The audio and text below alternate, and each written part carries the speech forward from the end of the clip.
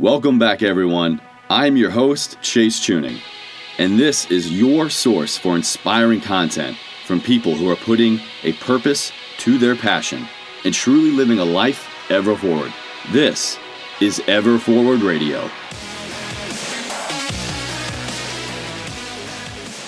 Hey everyone, what is going on? Welcome back to another episode.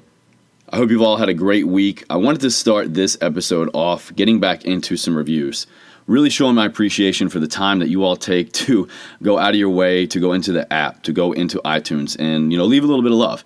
The ratings and the reviews are hands down two of the biggest ways that you can help grow this podcast. So if you find this content inspiring, motivating, if you like the guests, if you really connect with the drive behind Ever Forward Radio and helping you to reach that next level of success, to grow out of your comfort zone, to get comfortable with the uncomfortable, then the 5-star rating and then the review are two things that you can really do to just, kind of help pay back that, to give back some gratitude. So I thoroughly appreciate it. The podcast appreciates it, and really looking forward to continue to grow. We've recently gone over 112,000 downloads, and just 19 episodes is crazy. So the success and the love and the feedback I've gotten from this project, like I've said over and over, is just completely overwhelming and far above and beyond my expectations. So I want to say thank you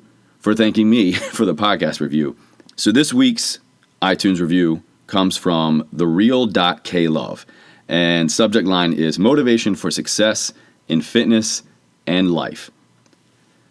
The Real K Love writes, Chase brings so much value to his listeners in every single podcast. He approaches health and wellness with a holistic mindset that goes beyond the gym and nutrition. The guests he brings on the show are always inspirational and bring a wealth of fresh insight on what it means to truly live a successful and fulfilling life. As an aspiring entrepreneur and a, quote, lifelong learner, I am always looking for ways to keep improving myself so that I can better serve those around me. Chase motivates me to continue pursuing my goals and aspirations no matter what adversity I may face in the process. I've recommended this podcast to countless people I know, even if they're not into fitness. I strongly believe that everyone could find something to benefit from by listening. If you have subscribed yet, what are you waiting for?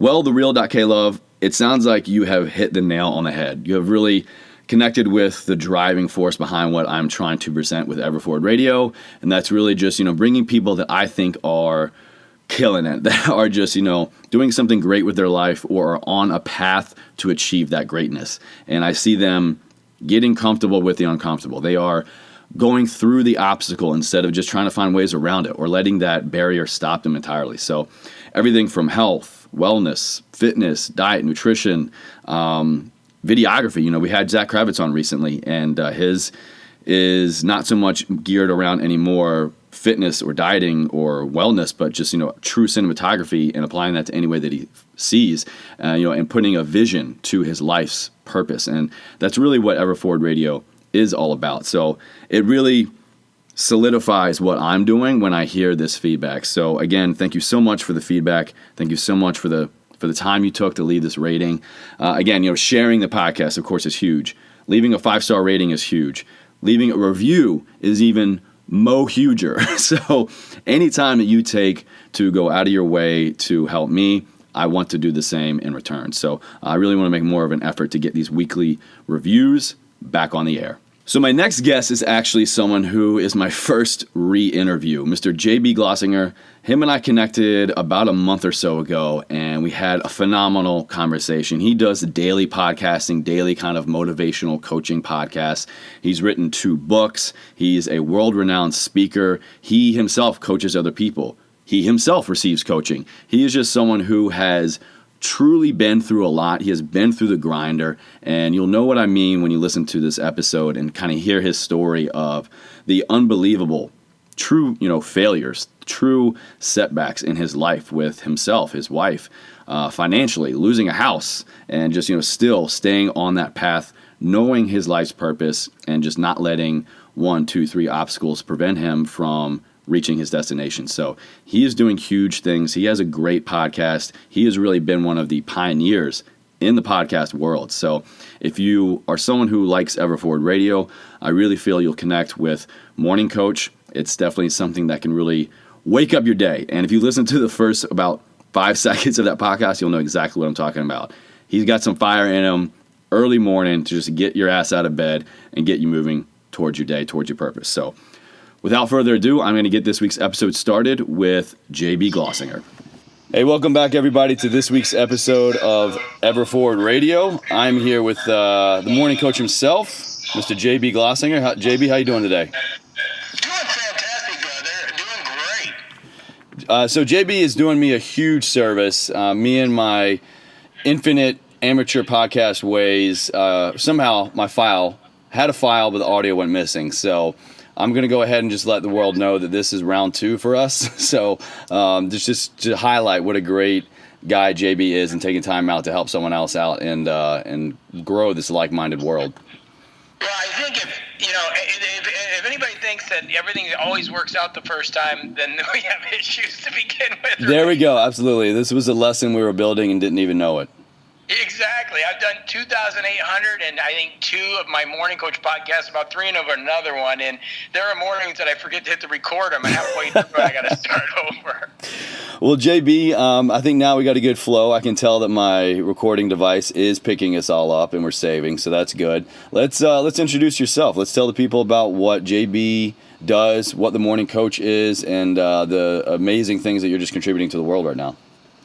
No, it's cool. I mean, I'm just a regular guy that puts out great energy every day. About 10 years ago, I wrote a book. I left corporate trying to build a career and totally failed. Fell on my face and trying to figure out what to do. I started to record a conference call every day to keep people positive, not a podcast because they weren't around really back then. And too many people started listening. Not too many. I mean, 100 people was what, so not too many, but 100. But too many that the conference call couldn't handle it. And so I had to figure out a way to get the message out every morning. So I started podcasting. And for the past 10 years, we've been doing that. And we're at close to 3,000 episodes. So it's been every day putting out some good energy and helping people start their days off right. So you were doing this before this was podcasting. What was that like? Is there any real tremendous difference, or was it kind of the same thing, different platform? Yeah, it was a lot different. I was using freeconferencecall.com, which is still around, and I had built a landing page, and I would have people on MySpace back in the day. MySpace. Okay, there we go. Yeah, spam space, and I would put little things up like, you need motivation, go over to morningcoach.com, and they would go to this horrible landing page that I built with Dreamweaver, this internet software, website building software that you could do. And they would put their email in, and I would send them an 800 number that they'd call into the conference line. That's how it all started. So I didn't even know what podcasting was. I had no idea, what I could do with it. And I would do 2 conference calls every morning, and people would tune in and listen. And then I figured out podcasting, and it was just obviously a much better way to go because I could get the message out to everybody a lot easier, even though not many people were podcasting back in the day. Yeah, the process is definitely a lot smoother, that's for sure. But you teed it up, so I got to ask, JB, who was in your top 8? Oh, gosh, I don't remember. Tom was. Of course. And it's so long ago. I wish I know.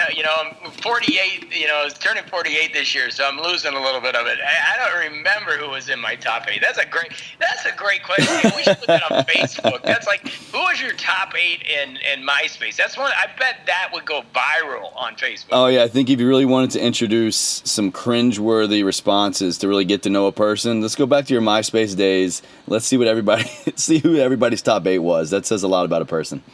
Exactly. And it's so funny you bring that up because I was checking out what Tom's up to just recently. Oh, really? I Googled that. Where's Tom at? He's traveling the world, and he's a photographer, I believe, that is doing photography everywhere. Oh, good for him, man. He probably, built his passion project, sold it at the right time, and now he's really doing what he wants to do in life. So shout out to Tom, man. You're the real hero right now. Yeah, exactly. Because he gets a lot of hell too for not building Facebook, right? Yeah, right. Getting kind of run over by a train with what he had. But hey, that was a tough time, and I mean that was really the first platform that took off. So kudos to Tom. It was necessary for the time, that's for sure. Exactly. So JB, you got your start with the conference calls, growing into the podcast world, and from kind of just knowing your history and speaking with you before, you ventured off into an area that I didn't even know existed, and that was a paid podcast platform. So, what was your experience in producing content that so many people do now for free, and having the ability really to grow financially in the products and services you offered on this for-cost program? Well, back in 2009, I was still not making any money, but I had 12,000 people on a website that were at morningcoach.com. And, we were doing some web stuff, believe it or not, to try to survive. That's, I'd built up a little bit of a company because I was very successful, top 25 on iTunes, 40,000 downloads a day at that point. We had so many downloads, but there was no money. Sponsors were like, oh, I'll pay you $500 a month. And I was like, well, how am I going to pay my rent with it's not going to keep the lights on. Yeah, there was just no exposure, back in the day with podcasts, even though it was really rocking. So I decided to go $20 a month at that time, and then raised it to 30. But in the beginning, it was 20, and 1,200 people came with me. And really, nobody knew what podcasting was. And really, it was a daily coaching program is what it initially was. It was just using the podcast medium. And that's why it's lasted all these years as a paid podcast. I've talked to a few people, and I think it's one of the very few ones out there. I am doing daily again for free, and I'm changing the model a little bit. I'm going more into courses, but I'm going to keep Morning Coach open, but only and give some of my courses to my members. But I'm closing it off and creating a waiting list for people that want to be a member. So I'm rewarding my old members who have been with me for 10 years to get my $2,000 courses and some of my $300 courses for free for $30 a month, right? But what a great value. But I'm going to close it off too, so that no new members can sign up and get a $2,000 course for $30, $30 a month. So you kind of mentioned one of the two big babies of yours that I wanted to talk about, and that was one of them being Morning Coach, but the other one is where I think you were kind of your roots began was with your book, The Sacred Six. Could you maybe talk to us about that? Where did this come from? Get Out of Neutral. So that was really the first book. So my first book, Get Out of Neutral, is the book that, really, I spent $40,000 on. We lost our house trying to promote it, and I just didn't realize the book business. I didn't understand it, and so I got really beat up. I mean, it was ugly. I've since sold all those books. They're collector's editions. There's not many of them running around, so I turned it around. But it was ugly when I started. But what's crazy is if that book would have taken off, I probably would have been an author. It probably wouldn't be. Morning Coach would have never been born. I wouldn't have been able to, be in 100 countries and have clients all over the world. And the beauty of that book is, I hated it for a while because it devastated me financially because it wouldn't sell, and now I love it because it was the start of everything, even though it kind of was a failure. The new book, Sacred Six, came out a year ago with Hay House, and that was actually, I was paid by Hay House to publish that book. Mm-hmm. So that was, awesome, going from, kind of a self-published loser. It didn't work, right? Oh, man, it's harsh. Actually, having somebody pay me for to become a published writer was really cool. How did you, you kind of just, mentioned the big down point, the losing your house, the financial struggles. How did you handle that process and at this point, grow into not only becoming another successful author, but everything else that you're currently doing? What was it about that obstacle that quickly became your way? Or was it that quick? My wife was there. She always supported me. She stuck with me through everything, which was great. I don't drink a lot, but boy, did I booze it up back then. Yeah. It was tough. I mean, I'm very real. I don't like to pull punches and say it. I don't like the hero's journey either. I don't like to tell people, I walked 50 miles in the rain or in the snow to go to school. But the truth is that there were some lean moments because I didn't know. My ego was in the way. I didn't get coaching. I didn't do any courses, and I thought it was pretty simple. I'd had major success in corporate, running companies, did my MBA. I thought I knew what was going on, but the truth was, entrepreneurship and building a business like that is not as easy as what it looks like or what it appears. And so, it took me 5 years before it really started to take off. And those were very challenging times. And really what drove me was just all the personal development that I did through the years, the Wayne Dyer, the Tony Robbins, the Deepoks, the Les Browns, all those guys are what got me motivated to get through it, because I believed when I had lost all belief. So you mentioned a couple of things that I want to really let the audience hone in on, because a big part of the audience that's listening, a big part of the people that are on Everforward Radio are entrepreneurs, are these people that are trying to carve out this lifestyle for them and their family that allows them to pursue their passions with a purpose and brass tacks, when you get down to it, to live off of it, financially. How do you turn what you love to do in life as a way of living? And so in that process of pursuing your passion and then failing, losing your house is something very extreme that I hope no one has to go through. But of course, being married at the time, so a strain on your relationship. So how are you able to channel continuing to grow as an entrepreneur and pursue your passion as your full-time job, your full-time lifestyle, pull yourself up, from your bootstraps and then drive on with a new project?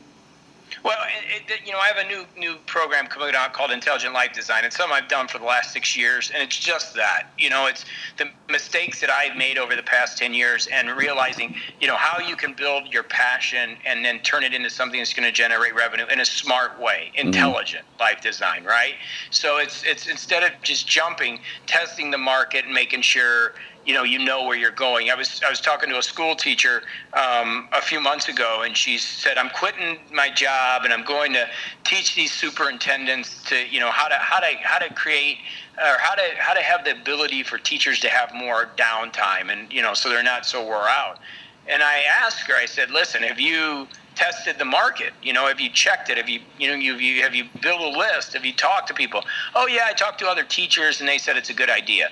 And she's already quitting her job. And I'm like, wow, this is the problem why 70% of all businesses fail. Yeah. Is that people don't use the right thought process. And I got to tell you, I would have did it totally different than I did it, even though I came out of the end okay now. There were a lot of things that I made mistakes in as far as setting myself up in a much better place than the way that I did it to get myself where I am today. What is the right thought process? The right thought process is making sure you have the business acumen and realize it is a business, realize that no matter how good the idea is, that the market can reject it, and you've got to get things out to market, start generating money. And if you can start generating revenue and it starts to work, well, then you've got to understand your nut balance. You've got to have some structure and organization. Your nut balance is what your monthly amount you need to survive is. And then once you understand that, you start to build the residual, the passive, or the business around that. And then, only then, can you leave when you really got a good concept of that. Otherwise, you're going to put financial strain on yourself.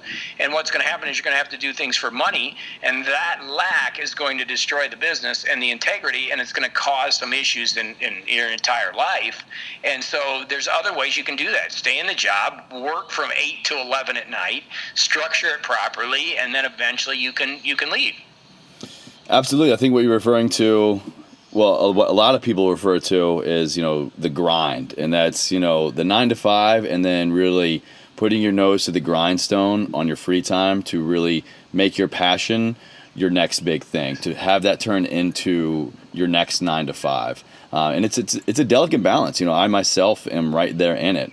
I'm lucky enough that. Well, I hate the term "the grind." I think, Honestly, me too. Yeah. Yeah, I think all these lifestyle entrepreneurs make it seem so easy. Tim Ferriss, I love him to death. He's a friend of mine. The 4-hour work week became so popular. And yeah. I built it. I built the 4-hour work week. I didn't take coaching clients. I hired a new coach at the beginning of this year. This 28 years old, 20 years different than me, lives out in San Francisco, and I wanted a different thought process. And he said, "JB, I was playing golf every single day," and I know that sounds great. I'm not saying that to be arrogant. I'm just saying that's what I built my business so that I could do. But I was miserable. I've been miserable the last couple of years. And so I hired a new coach to get a new idea of why I was miserable. And he said, that 4-hour work week's a bunch of BS. And I said, why? And he goes, what do you love to do? I said, I love to coach. I love to help people. He goes, why are you coaching? And I said, well, because it takes up my time. And I don't want to spend 20 hours a week coaching. Yeah. And boy, did the light go on and go, you know what, he's right. If I really love it and I love it, why am I so worried about freedom that I'm pushing away my clients? And I have got now, in January I announced it, now I got 20 of the best clients in the world, and I'm loving life, and I'm working a little bit more than I ever have. I still have freedom. But the truth is, it's all about your lifestyle and doing things that you want to do, and you can do that in that corporate environment. There's absolutely nothing wrong with that. It's not a grind. You just got to find where you want to be and see the positives of it and get with organizations that you want to work with. I've spoke at Google before. The people love to work at Google, right? There are plenty of opportunities in corporate if you don't want to have the risk that it takes to be an entrepreneur, which a lot of people don't want. Mm-hmm. You get a paycheck, you get a lot of great things. You just got to increase your value in the corporate environment so you go up the ladder. What are the benefits you think, or what are the values, the jewels, if you want to call it that we can pull out of that corporate environment, that 9 to 5, whatever job or task you may be doing or working in that isn't where you really want to be? How can we best use that time so we're not hating our life through that process, but rather seeking and pulling wisdom out of it, experiences, learning from that to apply to what we really want to do? What are some things that we should really be focusing on, and what are maybe some things that we should not be focusing on? Yeah, I think the main thing is that in life, I'm a very spiritual person, and you can call it God, universe, whatever you want to believe in it. I have a PhD in metaphysics, right? So I believe every lesson is a lesson from God, and everything is perfect. So when you're there, you surrender to why you're there, and meaning you don't give up. You just put your heart into it. By surrender, I mean you put your heart into whatever you're doing. And I was saying this as the doctor goes where the people are the sickest. There's a reason you're there. Right? So you're there to either help somebody or to push the organization along or meet somebody. We don't know. We can't connect the dots until much later in life. So all you can do is go there and give it everything you got and change the perception. When I coach people that are in corporate and they're telling me they're frustrated, right? One of the first things I ask them is, were you excited the first day that you went? 99% of the people were pumped. They're like, wow, I got a job. I'm excited. Oh, yeah, absolutely. Yeah, so they're fired up. So what changed? That's a really good question. Yeah, and a lot of times it's just like why we have so many divorces in the world, is that we start to see the negative. We see, maybe they don't look as good. Maybe they don't put their toothbrush in the right place. And all of a sudden the negatives start to outweigh the positives, and we stop remembering why we're in the thing in the first place. Do you think... Go ahead. I was just going to ask, what you just said really sparked a question for me was, do you think really things change that much? So from day 1 to day 1,000 in the job. So you walk in, bright, shiny smile, eager, ready to get started towards where you are now working with you or working with a coach as far as, I hate my job, I'm not happy. Do you really think that things change as much as we realize, or what is it about our self, our perception, that is making what really is a constant this whole time just seems so different and in such a negative light? It really depends. I think there are times, so we can't just blindly say no, it doesn't, because there are times you can get a different boss, or you can have a coworker that's just a jerk, right? Sure. Those are situations that are unavoidable, and they do happen. So I'm not going to sit here and say every time it stays the same, but the majority of the time it does. You just get involved, and the more that you get involved, you start to see some of the negatives, and the bright and shiny stuff wears off. It's kind of like the emperor wears no clothes. It's like seeing the rock star that you love, and it's like awesome, and man, that person's like a stud, and then you go in the back room and they're doing a line of coke, and you're just like, wow, that all the glamour's gone away. The veil has been lifted, yeah. The veils have been lifted. And so same thing happens with jobs. It's like, is it that bad? No, you're just in it now. And maybe you just saw it as something it wasn't, and you've got to change your perception on it. So you got two choices. Either you start to change your perception again, or you make a change. Absolutely, absolutely. And I think, looking at your current situation, whether it's good or bad, constantly asking yourself, what am I doing right? What do I need to improve upon? Are two questions that day in, day out, I guarantee you, I put these into my own life and my own job, my own side hustles, whatever you want to call it, that no matter how well, no matter how poorly things are going, those two questions always bring new things to light. Yeah, it's really, just improvement every day. It's our growth. That's what everything's about, whether it's your business or life. And the two things I constantly focus on are energy and peace. If I can have peace of mind to make better decisions, and I can manage my energy and where I'm going to put my energy, those two things, I don't have to worry about finances, because once you get peace, you start making better decisions. And once you understand you need to put your energy in the right places, you start to put your energy in the right places. I mean, I can't tell you how many people that are entrepreneurs that are on Facebook right now complaining about Trump, and they hate Trump, and all these things. I'm not political at all. I just kind of look at it from afar, and I'm going, gosh, if you would put that much energy in your business, it'd be amazing how far you would come. If you put that much energy into your job, it'd be amazing what you could do. But so many people their energy is being misspent into the most inappropriate places, and they don't recognize that they're taking away from their peace, their joy, and their happiness in their life, complaining about some political thing that they're going to have absolutely no impact in at all. I'm right there with you. I always kind of use the same or similar analogy when it comes to sports. People get so heavily involved in, I don't know if you're a sports fanatic or not, but apologies if I'm offending, but the outcome of a game on TV that has no direct effect on your life whatsoever will dramatically change the mood and energy and day of certain people. So it's just amazing about, what you choose to put your energy into, and really realizing if it actually has any direct effect on your life. Just having that objective view can really just change your entire perspective on what you're putting your time and effort into. 100%, and you can get involved politically. I'm cool if you want to. I'm good. I'm a sports fan. I agree with you 100%. I'm a big Raiders fan, been all my life, but I understand from awareness perspective that that's entertainment for me. Yeah. And I like to get into the game because it's my escape. Like, it's one of my escapes, right? So that's one of the things I do. But I realize that I can't let that game affect the outcome, because it doesn't matter. If you watch the players at the end, most of the fans are more upset than the players. The players are going taking a shower and going home and having fun, and the fans are going crazy. It's nuts. And same thing with the politics. I mean, and the thing that's amazing about all of those things is that the people are really controlling you, and you're letting people control you through your emotions. And the people that really make changes are the ones that step back, build influence, and then make changes, behind the scenes, and they know what they're doing. And you can do that too. Anybody can do that, but you don't do that by putting your emotional energy in hatred and frustration and, spewing it all over the internet. It doesn't do anything. Or, just getting so involved in your sports team that you lose focus on what's really important, and that's your growth. Yeah, and you've got some great tools that you've put together in your other book we were talking about, The Sacred Six, as far as ways to take these certain rules and tools to apply to self-growth, self-development. So how does maybe what you talk about in that book, how does that correlate into what we're talking about in energy investment and self-development? Well, one of the big things, the Sacred Six has got a really great history behind it. It goes all the way back to Ivy Lee and the Carnegies, and just it's really, really interesting where it comes from. But it's an idea that says, we just got too much stuff going on and we're out of focus. And remembering that the where I got the initial concepts are from 1910, and they were saying they were out of focus.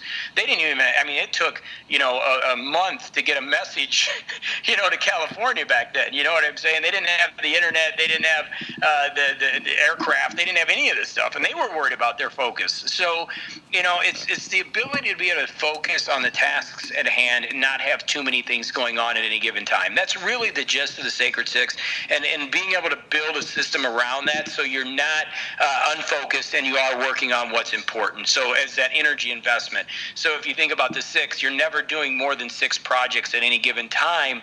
You can have as many goals as you want, but you got to make sure you limit to 6 or 7 projects. Any more than that, and then you're going to be scattered and nothing's going to get done.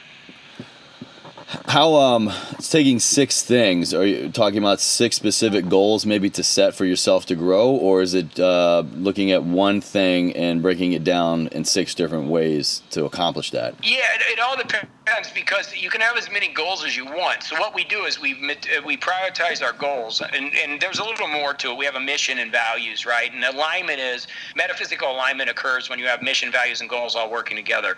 But we've got to understand what goals are really important to us, and then break the projects down that are going to get us there, right? And when we look at our projects for each goal, the problem is we could probably only work on 1 or 2 goals at any given time because the projects overwhelm.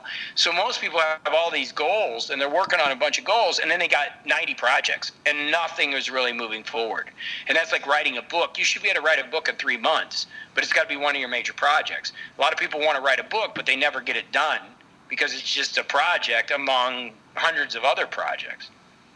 You know, it's funny you mentioned that, because actually, and I'll have to go back and listen to this and decide if I'm going to release this nugget just yet. But I recently started the endeavor of writing my first book, and I've set a 100-day goal. I'm actually using a very, very specific journal, a 100-day goal-oriented journal to foster that outline, that development, that book for that process. So here's just another little way, I guess, putting purpose to action. You know, really the universe will let you know. I got this other great person telling me that, hey, 3 months, 100 days, that's enough time to accomplish a goal, Chase. Yeah, it's enough time to write a book. If you can't write a book in that amount of time, you need to revisit, what your motivation is or your why. 60,000 is a great place to be, and 60,000 words, and no reason you can't get that done. So whether it's writing a book, whether it's pursuing your side project, your side hustle, or growing that corporate ladder, what would you say to someone who is looking to stay goal-oriented, to set a goal, and then to foster the habits around that? What's step 1 in getting your goal set and then accomplishing it? Well, I think the first thing is, and the biggest issue people have is clarity. Understanding what you want to do with your life. I think that's the first thing. People spend, years and years and years planning their wedding, but they don't even sit down and spend any time on their life. And I think the first step is, kind of stepping back and looking at this current situation that you're in and saying, okay, what would I like to experience in this lifestyle? That's the first step, and I think that's what's missing from so many people is they don't really know what it is that they want. And I get it. I mean, it took me years to try to figure it out, and some days I still don't know. I'm trying to figure out what my next experience is going to be. But we got to get some form of game plan together. And for years, for me, I was doing what everybody else said I should be doing. And I had to finally kind of look into my own heart and do a values kind of exercise and figure out what I wanted. So that's step 1. And then once we understand that, we can start setting some goals. So how do you go from being goal-oriented to action-oriented?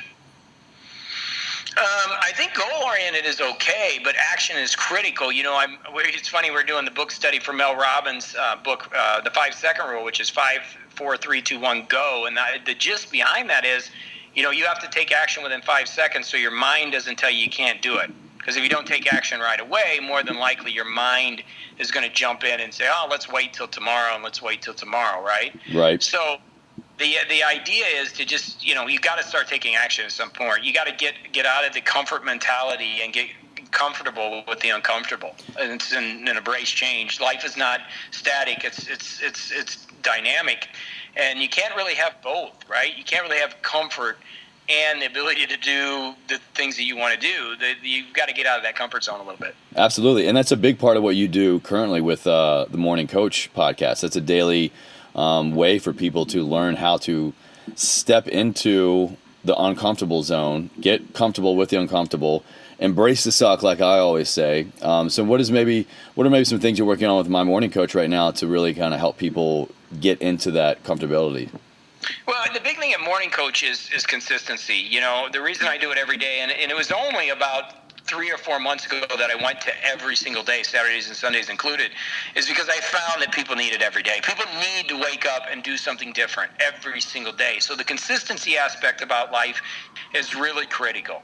And you can, fall back once in a while, but it's just like exercising and being healthy, which you understand. It's the consistent little things that you do over time. If, 20 years you eat an extra candy bar every day, it's going to affect you. Mm-hmm. It's the cumulative effect, and it's the same thing in all areas of life, compounding and finance. If you would have 20 years ago started putting money in the market is at 21,000 today.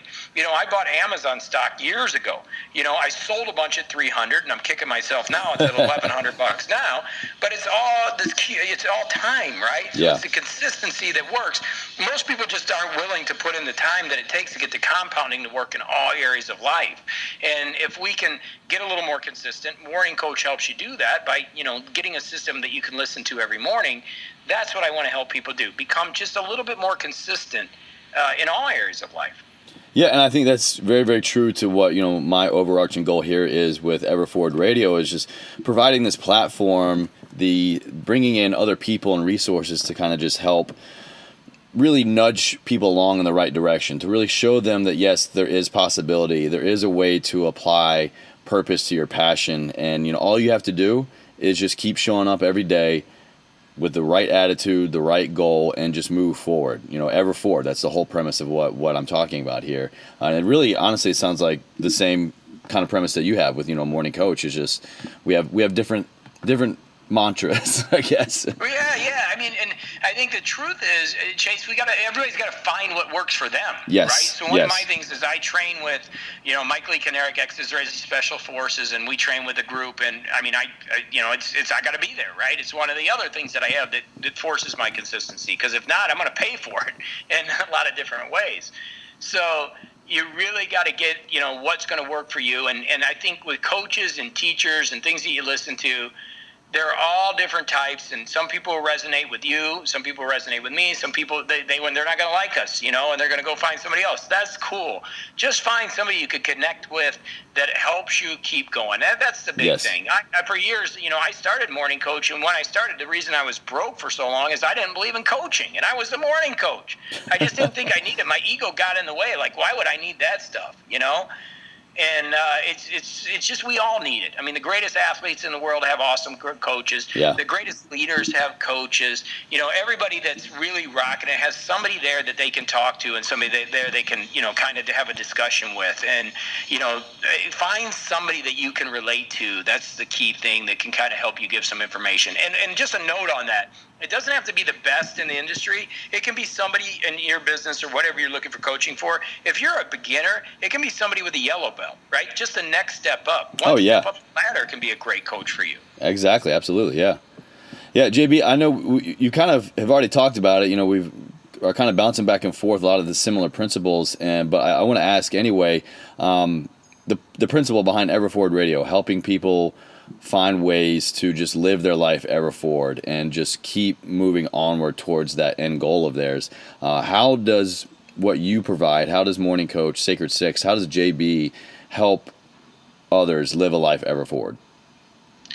I think helping people live ever forward is just opening their mind, and you opening your mind, and everybody that's listening, open their mind to new ideas and new ways to do things. That's what Morning Coach does. It helps people think a little bit differently about life, to bring happiness and joy back into it, whether you're working and you feel like you're not getting there, or an entrepreneur and you're struggling, or everything's going great and you feel that it may turn. Life is a perception, and we can change that perception if we can just get our mind thinking a little bit differently. And that's what Morning Coach really helps you do day in and day out, to really bring that energy.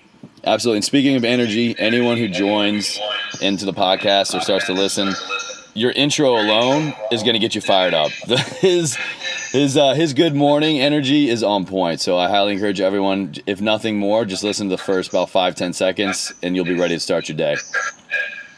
That's awesome. Well, thank you, brother, too, man. I appreciate being on the show. It's awesome to be here. I love supporting other people that are putting great energy out there. We all are in this together, and we just keep putting great energy out there and helping each other. That's what it's about. Let's keep doing it, JB. Always good talking to you. Thanks again for carving out some more time for me today, and a real privilege having you here on Everforward Radio. No problem, brother. Great to be here. Thank you all so much for joining me again this week. I truly hope you enjoyed this episode and this message. As always, if you have found value in Ever Forward Radio, sharing this episode and leaving it a 5-star rating and or review on iTunes is the best way for this message to continue to reach others. Thanks again, and I truly hope that this content helps you live a life ever forward.